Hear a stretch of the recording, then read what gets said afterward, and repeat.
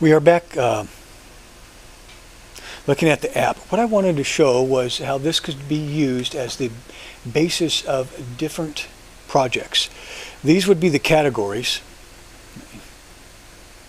Refresh this. These would be the categories, and each of these categories would be different things. Right now what we see is menu items that would be used in something like a restaurant. But also we have contacts here, and they're sorted by a category. So these would be your technical contacts and your surveyors.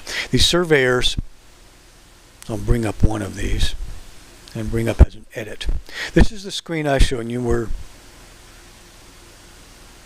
you have a significant list of things, and it automatically scrolls and automatically brings up the keyboard, and you can see dismisses the keyboard and everything's managed for you automatically. These are the defaults I showed you, and this is one category. I'll save this, and this is one category here, and it's managed within the core data. So that'd be assets, contacts. Double tap on this, and this is where we're scrolling through, where I showed you that array. We're scrolling through this, and you can see how I can quickly,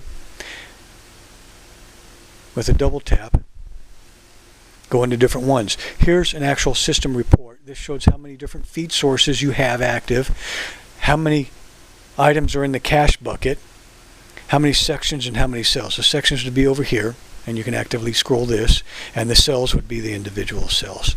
And this allows you to manage this. This would be a list of the projects, and the projects would be allow you to sign in and have different projects where load up a configuration for that particular project.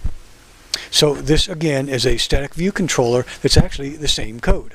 So you're reusing the code once again. And you have, let's see, contacts, assets, similar type of thing.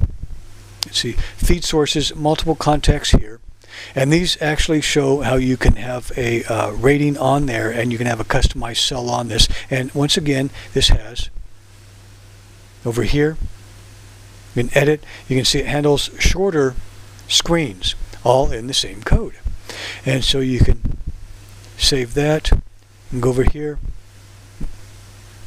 and you can delete from here and standard pop-up.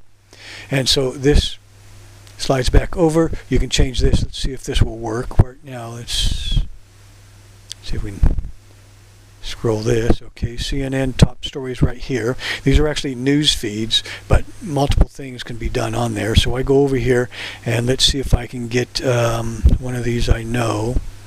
Let's see, Yahoo would probably come up. And there you go. It changed over to Yahoo. It shows over here how many's in that bucket, the feed bucket, and a little hidden button there for me to debug.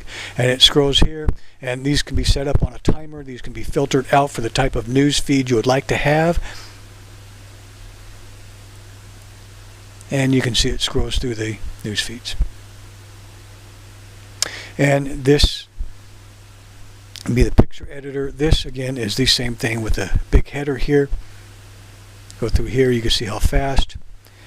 This I actually want to rewrite so that this stays stationary and these move. Instead of this moving like that, and you can see there's a lot of different pictures in there. But you can see it does this very quickly. And go back and forth very quickly. And this is not a multiprocessor machine. The other thing I wanted to point out was this was actually made backwards compatible for an older device. This is running iOS 6. So it was made backwards compatible, and the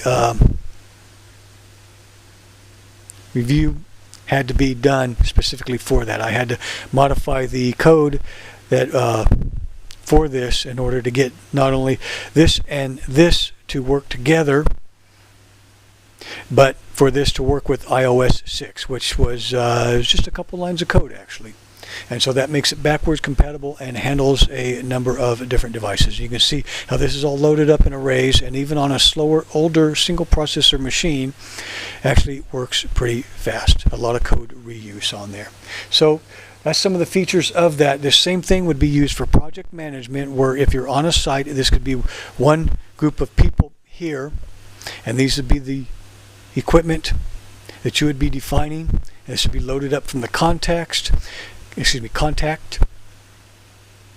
you can load that up here. You can go over here, pick the context you want, close it back up, and you're back to looking at who's on what project. And this would be inter-project communication for these people that are involved in this. So it works on a number of different levels, and right now the status of this is I'm rewriting the whole thing all over again because I'd like to try this in Swift, and I need to bring up this user interface up to date. You see this user interface is a little bit dated. It looks like it's a couple years old because it's a couple years old.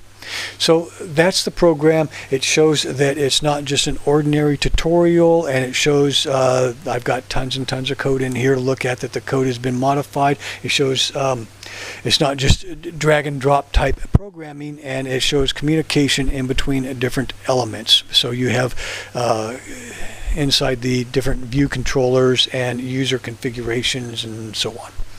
So thank you for your time.